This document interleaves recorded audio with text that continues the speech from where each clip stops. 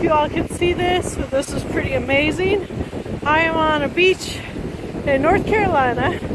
I am boondocking for free up there somewhere. I'll have to get a closer view later.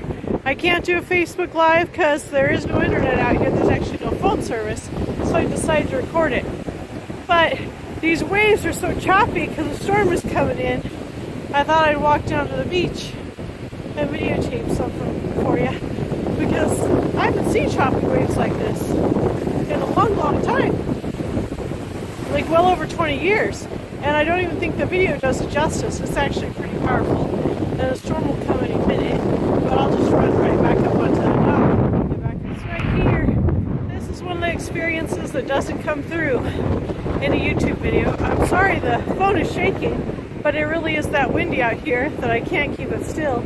And I'm sure you can hear the wind through my voice, but I don't care because this is actually a video about the wind and the waves and the fact that I'm out here, and this is so freaking cool. I can't wait to see the storm come in, but I'm not going to stay outside because I actually am freezing, which is so weird because yesterday I got a sunburn on the beach, on my nose, and my shoulders.